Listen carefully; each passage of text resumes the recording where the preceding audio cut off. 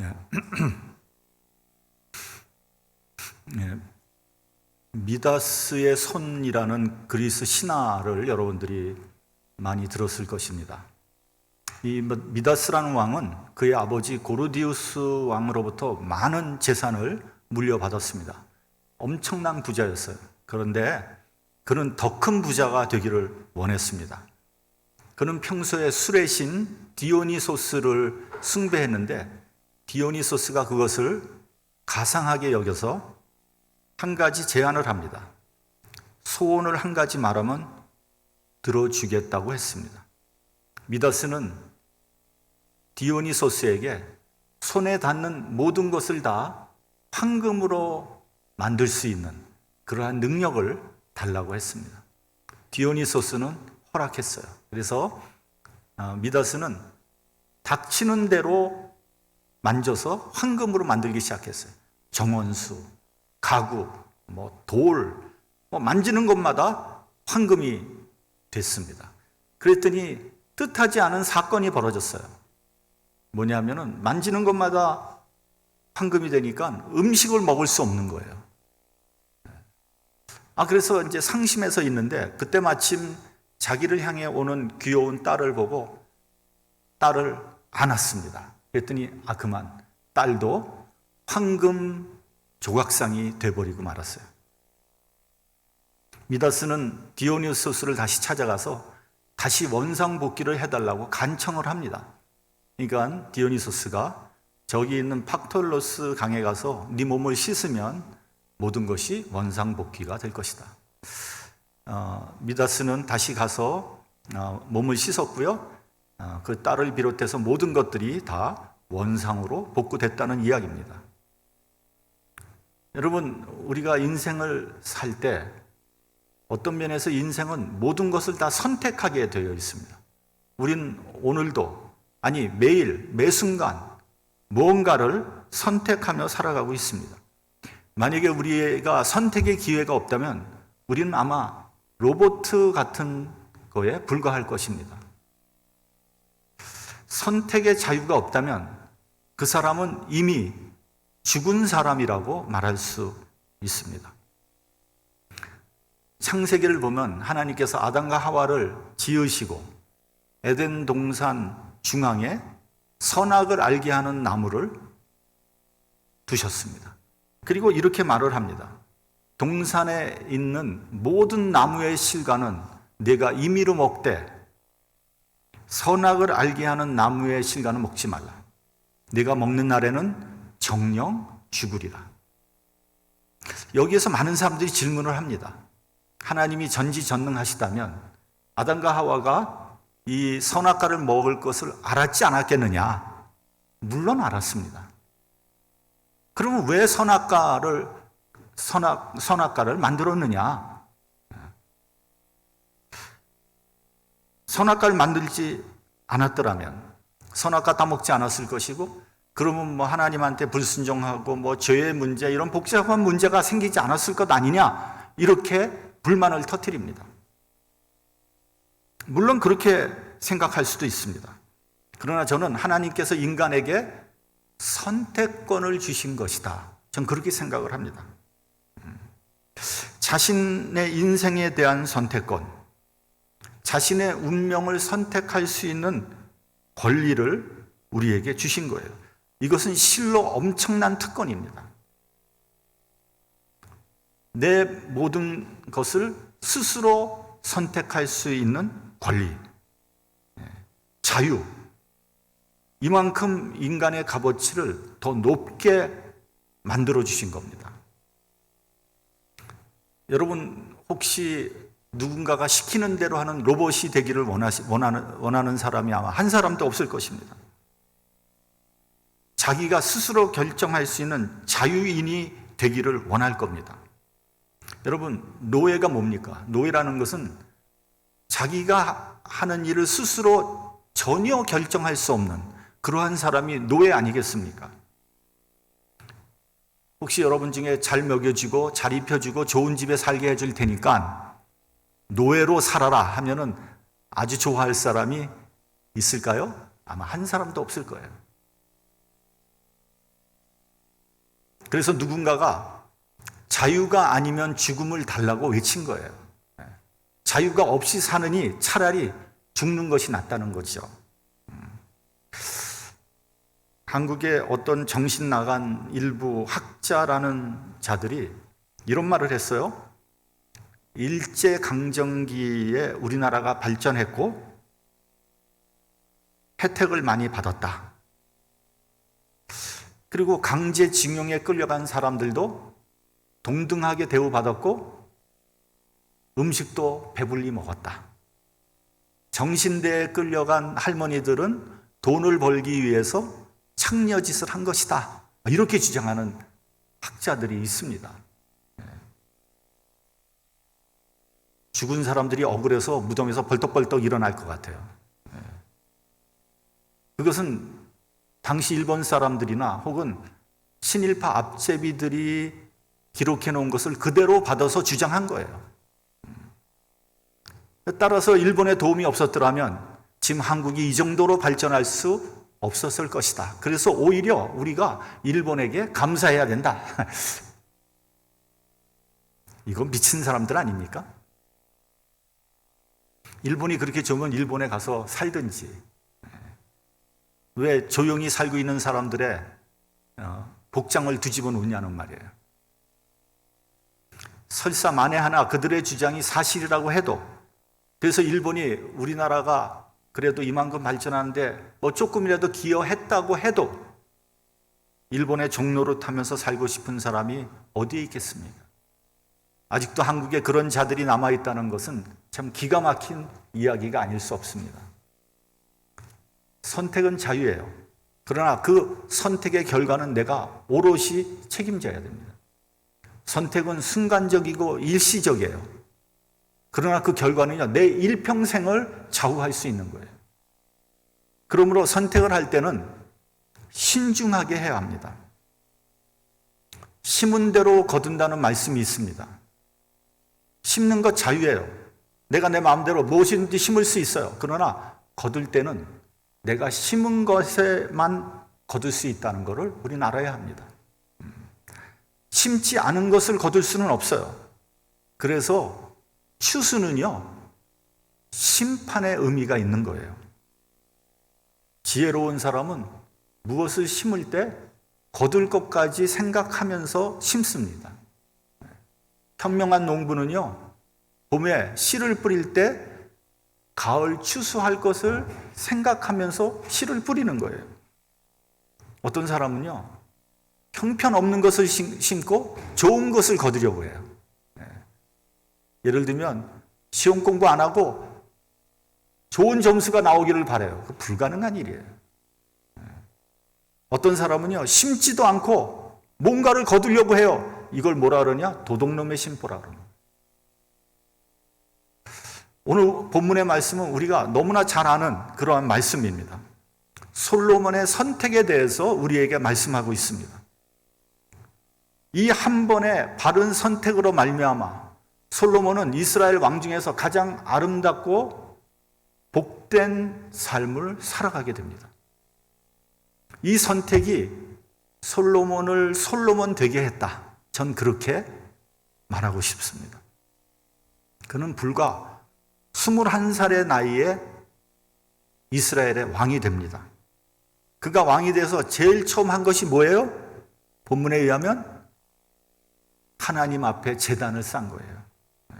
본문 4절을 보면 솔로몬이 1,000번제를 드렸다. 이렇게 말씀하고 있습니다.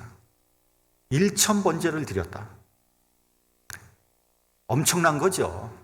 1,000번제가 1,000번 번제를 드렸는지 아니면 1,000마리의 제물을 한꺼번에 번제로 드렸는지 그건 확실치 않아요. 그러나 어찌 되었건 이러나 저러나 1,000번제를 하나님 앞에 드렸다는 것은 이건 정말 어마어마한 일입니다. 여러분, 우리가 일주일에 한 번 예배를 드린다 이렇게 생각할 때 20년 가까이 예배를 드려야지 1,000번 예배를 드리게 되는 거죠. 솔로몬은 왕으로 취임하자마자 1,000번 번제를 드렸다는 데서 그가 얼마나 하나님의 은혜를 간구했으며 그가 얼마나 하나님을 사랑했던 사람이었다는 것을 우리에게 말해주고 있는 겁니다. 여러분, 사실 21살 뭘 알겠어요? 21살. 여러분들의 삶 속에 21살을 그 시절을 한번 되돌아가 보세요. 천방지축이죠. 철도 제대로 나지 않았죠. 제가 21살이면 대학교 한 2, 3학년 때였는데 철이 없었어요. 그때. 뭐가 뭔지를 몰랐어요. 보통 그 나이에 왕이 되면 자신의 권위를 세우기 위해서 성대한 잔치를 베풀거나 선심을 베풀며 의시될 텐데 솔로몬은 겸손히 하나님 앞에 나가서 예배드리고 기도했다는 거예요. 그러니까 솔로몬의 인생의 최고 시간, 왕이 된 그 시간에 하나님을 찾은 거예요. 이것이 솔로몬의 지혜요, 믿음이에요. 이렇게 보면요, 사람들이 하나님 앞에 나올 때 보면 거의 다 죽게 돼서 나옵니다. 다 망해가지고 자기 힘으로는 도저히 일어날 수 없을 때 할 수 없이 하나님 앞에 나와서 살려달라고 울고불고 하는 거 저는 여러 번 봤어요. 그래도 그런 사람들은 그나마 희망이 있는 거예요. 왜요? 하나님 앞에 나왔으니까 어찌됐건. 어떤 사람은요, 자기가 잘못해놓고 자기가 다 망하고 나서 괜히 하나님을 원망합니다. 하나님이 어떻게 나한테 이러실 수 있습니까? 그럼 어떻게 하란 말이에요? 자기가 잘못해놓고 자기가 잘못 선택해놓고 자기의 욕심으로 엉뚱한 짓 해놓고서 하나님을 불평하면 어떻게 해요? 그건 답이 없는 거죠. 우리가 잘 나갈 때, 출세할 때, 성공했을 때 하나님 앞에 나가는 그런 지혜로운 사람이 되어야 됩니다. 솔로몬은 왕의 권좌에 앉게 되었을 때 무엇보다도 먼저 하나님 앞에 나가서 예배드리고 기도했어요. 이것이 지혜의 근본이고 바른 선택이었던 거예요. 그러자 하나님께서 솔로몬을 너무 좋게 생각하신 거예요. 그 응답하셨어요. 5절에 보면 내가 내게 무엇을 줄고 너는 구하라. 절호의 찬스가 왔습니다. 여러분 같은 무엇을 구하시겠습니까? 미다스의 왕처럼 돈 구하시겠어요? 하나님 저에게 정말 사업 잘 되게 해주세요. 저 무병장수 부귀영화 누리게 해주세요. 그렇게 기도하시겠습니까? 그렇게 응답하시겠습니까? 이 순간 솔로몬은 바른 선택을 했어요. 이것이 솔로몬의 전 인생을 좌우하게 된 거예요. 근데 솔로몬이 바른 선택을 한 이유가 있는 거예요. 그 근거가 있는 거예요. 이유가 뭐예요? 그는 왕이 되자마자 하나님 앞에 나갔다는 거예요. 그것이 바른 선택을 하게 된 동기가 된 거예요. 여러분들이 어떤 중요한 결정을 할 때 내 생각대로, 내 이성대로, 내 상식대로 하지 마시고 하나님 앞에 나가서 엎드리시기 바랍니다. 그리고 하나님 바른 선택을 하게 해주세요. 그렇게 기도하시기 바랍니다. 6절을 보면 솔로몬이 이렇게 말합니다. 주의 종 내 아비 다윗이 성실과 공의와 정직한 마음으로 주와 함께 주의 앞에서 행함으로 주께서 저에게 큰 은혜를 베푸셨고 주께서 또 저를 위하여 이 큰 은혜를 예비하시고 오늘날과 같이 저의 위에 앉을 아들을 저에게 주셨나이다. 여러분 이게 무슨 말인지 아세요? 다윗이 왕으로 있을 때 한 그 모든 것들, 그 모든 여러 가지들이 많이 있었지 않습니까? 어려움도 있었고 심지어는 그 아들 압살롬이 반란도 이런 것들이 있잖아요. 이런 것들도 결국은 보니까 다 하나님의 은혜였다는 거예요. 제가 오늘도 목회 기도를 할 때 이 복잡하고 어려운 이 상황, 이 전염병이 창궐하는 이 상황, 이것도 하나님의 은혜로 해석할 수 있는 그런 믿음이 우리에게 있어야 됩니다. 솔로몬은 다윗의 그 모든 것들이 다 하나님의 은혜였다고 지금 고백하고 있는 거예요. 그리고 더불어서 자신이 왕이 된 것도 이것도 하나님의 은혜라는 거예요. 그럴 수밖에 없는 것이요. 솔로몬의 어머니가 누구예요? 솔로몬 어머니 밧세바죠. 밧세바. 여러분, 밧세바가 누구예요? 다윗과 불륜 관계를 맺었던 사람이에요.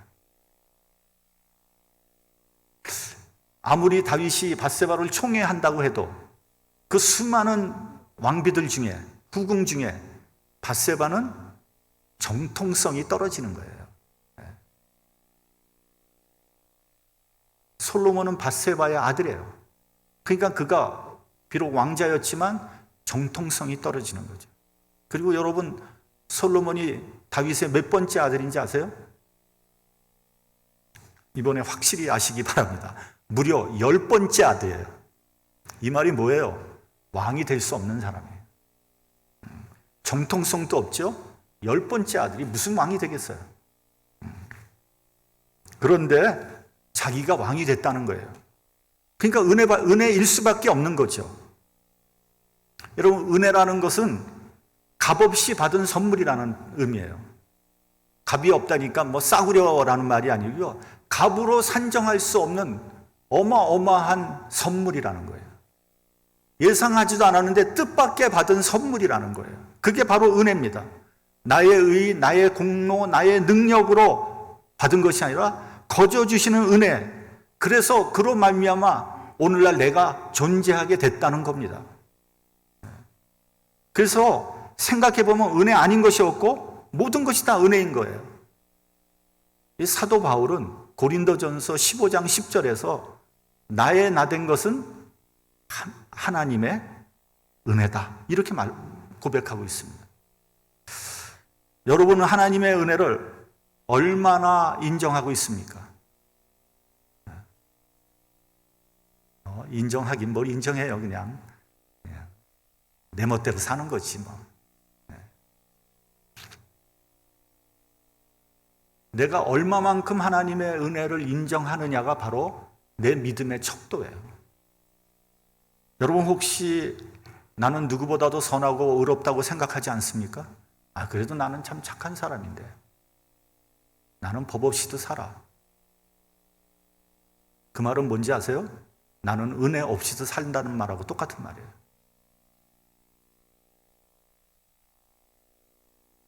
내가 그래도 이만큼 사는 것은 내가 부지런히 노력하고, 내가 열심히 하고, 내가 근면하게 하고, 내가 성실하게 하고, 내 지혜로 그래도 이만큼 사는 거지. 그래서요, 이 세상적으로 소위 똑똑하다는 사람, 공부 많이 하고 재주 있고 능력 있는 사람들이 하나님 잘 안 믿는 거예요. 왜요? 내가 다 할 수 있는데 뭐, 내가 다 알아서 하는데 뭐, 하나님 못 필요해요. 그래서 하나님 믿는 사람들은 나약하고 소심하고 겁쟁이라고 폄하하는 거죠. 과연 그럴까요? 저는 그런 사람들을 헛똑똑이라고 생각합니다. 자기 꾀에 자기가 넘어가는 사람.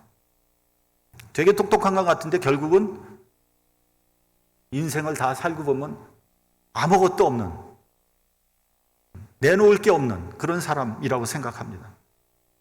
여러분, 내가 다 할 수 있을까요? 여러분, 인간이 다 할 수 있을까요? 여러분, 당장 병 들어보세요. 아무것도 못합니다.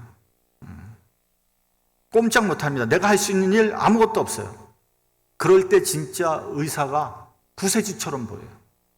내가 이럴 줄 알았으면 정말 공부 열심히 해서 의사가 되는 건데. 근데 과연 의사가 모든 일을 다 해결할 수 있을까요? 수만 가지 병 가운데 의사가 고칠 수 있는 것은 불과 얼마 안 된다고 합니다. 여러분, 비근한 예로 지금 코로나 바이러스 보세요.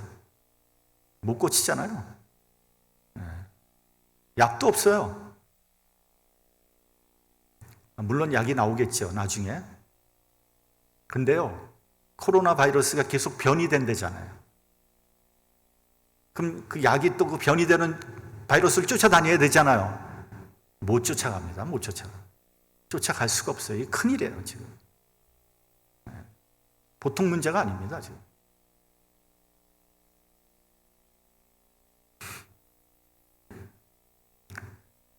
그래서 코로나 바이러스의 가장 큰 무기는 뭐예요? 마스크라는 거예요. 그리고 사회적 거리두기. 철저히 마스크하고 거리두기를 해서 이걸 극복할 수 있다고 합니다. 가능할지 모르지만. 이번에 이태리에서 코로나 바이러스가 막 창궐할 때 너무 많은 사람들이 병원에 한꺼번에 몰렸잖아요. 그러니까 산소호흡기가 모자랐다는 거예요. 그러니까 의료 시스템이 붕괴된 거예요. 그래서 의사들이 아주 위중한 환자가 하고 있던 그 산소호흡기를 빼서 그나마 좀 살아날 가능성이 있는 사람한테 붙여줬다는 거예요. 그러면 위중한 사람은 어떻게 됐어요? 그냥 죽은 거예요. 의사가 할 수 있는 일이 그것뿐이 없었다는 거예요. 그래서 한 의사가 나와서 하는 말이 지금 자기가 그럴 수밖에 없는 이 상황이 너무나 원망스럽고 마음 아프다고 했습니다. 여러분, 인간이 할 수 있는 일 별로 없어요. 나 잘난 줄 알고 생각하면 큰 오해입니다. 나의 부족함, 나의 연약함, 나의 욕망, 나의 불의, 나의 허물, 게으름을 생각하면 우리가 복을 받고 은혜를 받을 만한 건덕지가 하나도 없어요. 로마서 1장 29절 이하를 보면 사도 바울이 수많은 죄를 나열합니다. 거기 뭐 강간, 살인, 뭐 강도, 거짓말, 뭐 많은 죄들이 나옵니다. 그런데 여러 죄 가운데 이런 죄들도 나와요. 수근수근하는 자, 비방하는 자, 교만한 자, 자랑하는 자, 부모를 거역하는 자, 우매한 자, 무정한 자, 무자비한 자. 아니, 오늘 아침에 나올 때도 내가 다른 사람 비판하고 비방했는데, 오늘도 또 나도 모르게 내 자랑했는데, 여기에 걸리지 않을 사람이 어디 있겠어요? 모조리 다 해당되는 거예요. 이 같은 일을 행하는 자는 사형에 해당된다고 했습니다. 그렇기 때문에 우리는 근본적으로 죄인이고 죽을 수밖에 없는 자들이에요. 그런데 이런 나에게도 주님께서 찾아오셔서 은혜를 베풀어 주셨어요. 오직 은혜로 우리가 지금 자유와 평안을 누리고 있고 오늘도 하나님 앞에 예배 드리고 있는 거예요. 이것을 아는 것, 이 은혜를 아는 것, 이것이 바로 지혜예요. 지혜. 그게 지혜로운 사람이에요. 나는 은혜 받은 사람이다. 나는 오늘도 은혜 없이는 살 수 없다 하는 사람이 지혜로운 사람이에요. 반면에 은혜를 모르면 그건 인간이 아니에요.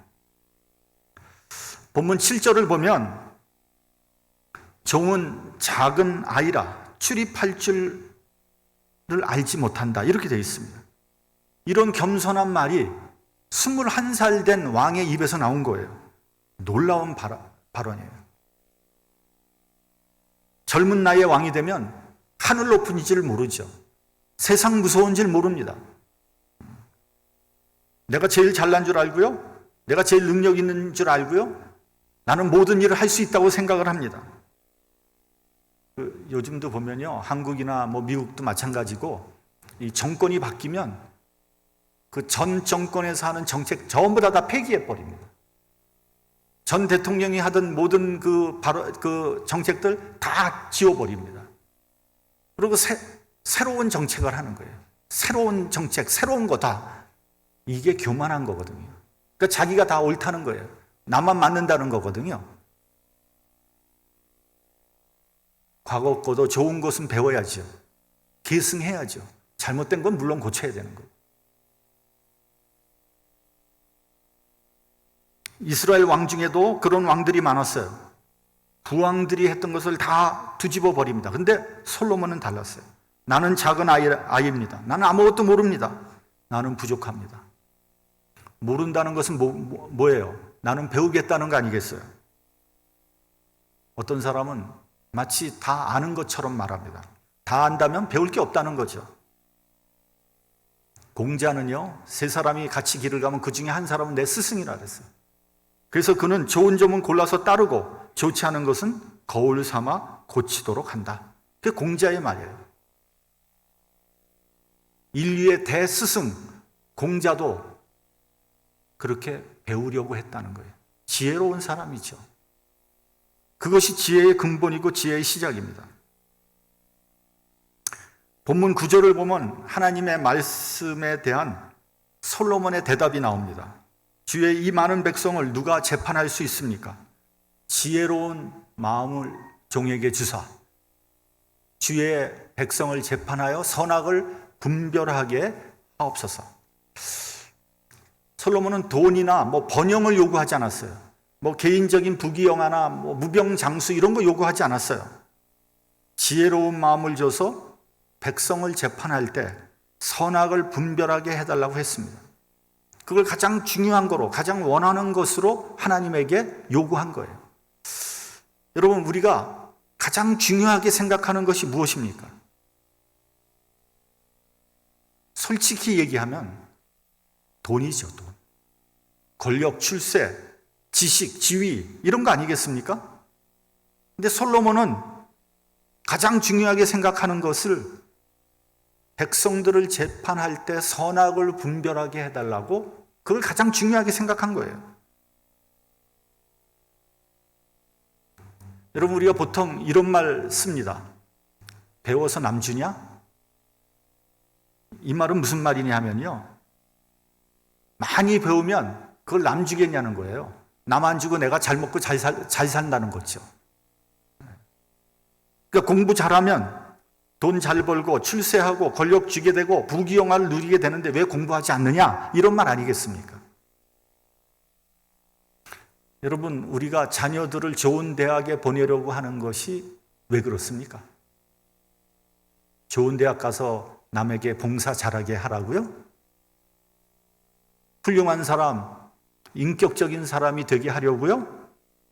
어린 반푼어치도 없는 말씀입니다. 한마디로 잘 먹고 잘 살라는 거예요.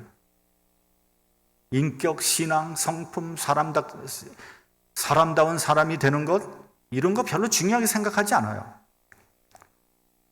부자 되고 출세하는 것이 중요한 거죠. 제가 중고등부 전도사 할 때요, 하이스쿨 주니어 정도 되면, 근데 대학을 본격 하기야 프레시맨서부터 준비하지만 주니어 정도 되면 정말 아주 본격적인 레이스에 들어가는 거 아닙니까? 그러면 시험 때가 되면 부모들이 교회 못 가게 합니다. 아니, 내일 모레 SAT 시험 봐야 되는데 무슨 교회를 가? 미드텀 봐야 되는데 교회 가지 말고 집에서 공부해. 권사님, 장로님 다 똑같아요. 심지어는 교역자도 그러더라고요. 그럴 때 참 안타깝더라고요. 아, 이 사람들이 무엇이 중요한지 잘 모르는구나. 여러분, 신앙 제쳐놓고 공부 잘해서 뭐에 쓰겠어요? 그런 사람들 때문에 이 사회가 복잡해지고 어려워지는 거예요. 여러분, 법망을 살살 피해 다니면서 자기 유익을 구하고 이런 사람들 다 똑똑한 사람이 하는 거예요, 그거. 그 공부 잘 안 하고 이런 순진한 사람들 그거 못 합니다. 머리 팽팽 돌아가는 사람들이 그거 하는 거거든요. 그런 사람들이 이 사회의 암적인 존재거든요.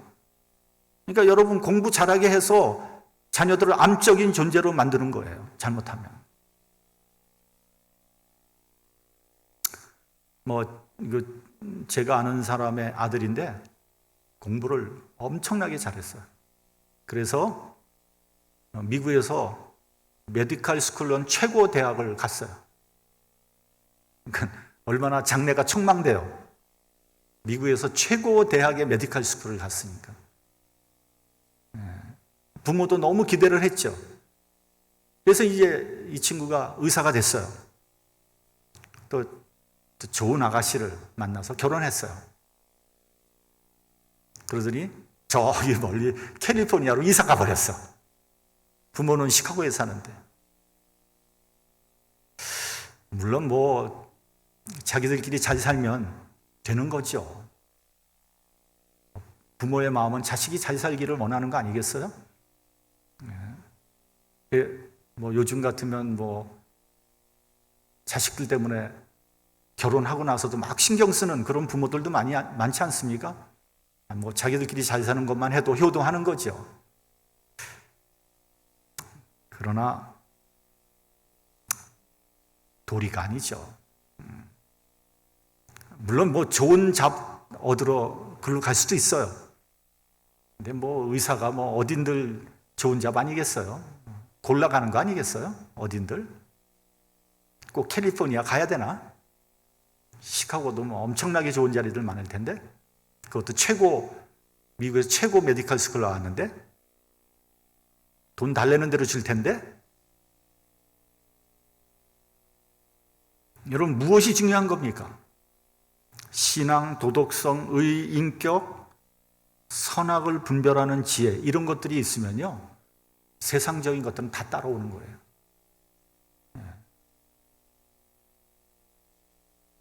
본문 10절을 보면 솔로몬의 대답이 하나님의 마음에 꼭 들었어요. 하나님께서 내가 자기를 위하여 수도 구하지 아니하고 부도 구하지 아니하고 자기 원수의 생명을 멸하기를 구하지도 아니하고 오직 송사를 듣고 분별하는 지혜를 구하였은즉 너에게 전무후무한 지혜와 총명을 줄 것이다. 더불어 네가 요구하지 않은 부와 영광도 줄 것이다. 하나님께서 이렇게 말씀하셨잖아요. 네가 하나님께서 원하시는 것을 원했으니까 그 외의 것도 다 더해주겠다, 이런 거 아니겠습니까? 멋있지 않습니까? 이보다 더 기분 좋은 일이 어디 있겠어요? 본문 9절을 보면 솔로몬이 하나님께 지혜로운 마음을 달라고 그랬어요. 이 지혜로운 마음의 그 원어의 뜻을 보면 듣는 마음이에요. 듣는 마음. Hearing heart예요. 열린 마음이야. 하나님 말씀을 받아들이는 열린 마음. 하나님 말씀을 듣는 마음이에요. 하나님 말씀을 잘 듣고 순종하며 따르려고 하는 그러한 자세를 말하는 겁니다. 어떤 사람은요, 하나님 말씀을 딱 들으면 비판부터 하는 사람이 있어요. 딱 비판, 딱 들어가. 예를 들면 처녀가 잉태해서 아들을 낳는데 그분이 예수 그리스도예요. 에이, 엉터리 같은 소리 하지 마. 어디서 그런 소리 하고 있어. 시도 안 맥히는 소리. 이런 사람들은요, 절대로 믿음을 가질 수 없어요. 여러분, 하나님이 자기보다 덜 똑똑한 게 아니에요. 여러분, 유대인들이 자기보다 덜 똑똑하다고 생각하세요? 근데 하나님이 처녀가 잉태해서 아들을 낳는데 그분이 예수 그리스도라고 하더라. 그러면 거기에 대해서 나는 그렇게 못하지만 하나님은 그러실 수 있지. 그것을 믿는 게 믿음이지. 이래야 된다는 거예요. 사도행전을 보면요, 베레아 사람은 데살로니가에 있는 사람보다 더 신사적이어서 간절한 마음으로 말씀을 받고 이것이 그러한가 하여 날마다 성경을 상고했다.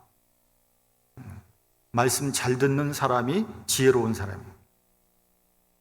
괜히 뭐 많이 안다고 뭐 비판부터 하고 절대 지혜로운 사람 아니에요. 두 번째는요, 지혜로운 사람은 상대방의 말도 잘 들어요. 듣는 것이 중요한 거예요. 나 똑똑하다고 막 말 많이 하지 말고 들으세요. 지혜로운 사람. 어떤 사람은 상대방이 얘기하는데 중간에 딱 자르면서 그건 내가 다 알아. 알긴 뭘 알아요? 네가 내 생각을 어떻게 알아? 그러면요, 기분 확 나빠지고요, 더 이상 얘기하고 싶지 않아요. 여러분, 부부끼리 이렇게 싸움할 때도 뭐 그러면 안 되겠지만 상대방 얘기를 한번 다 들어줘 보세요.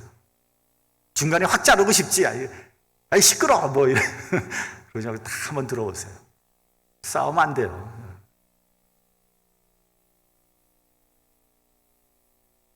좀 힘들지만 끝까지 들어주는 사람이 지혜로운 사람이에요. 들어주기만 해도 그 사람 마음이 풀리거든요. 구약 성경을 보면요, 이스라엘 백성에게 목이 곧은 백성이라고 했어요. 이 말은 하나님 말씀에 순종하지 않고 자기 마음대로 하는 사람이에요. 미련한 백성이라는 거예요. 지혜로운 마음, 듣는 마음과는 반대되는 그런 모습이에요. 이런 사람들에게 나타나는 건 주로 뭐냐면 무례함, 고집, 우둔함, 어리석음, 교만함, 이런 것들이에요. 귀를 막아버리면 망하는 지름길이에요. 대통령이 귀를 막아버리면 그거 망하는 거예요. 리더가 귀를 막아버리면 그거 망하는 거예요. 목사가 귀를 막아버리면 그 교회 망하는 거예요. 주님께서 분명히 말씀하셨어요. 너희는 먼저 그의 나라와 그의 의를 구하라. 그리하면 그 모든 것이 너희에게 더하시리라.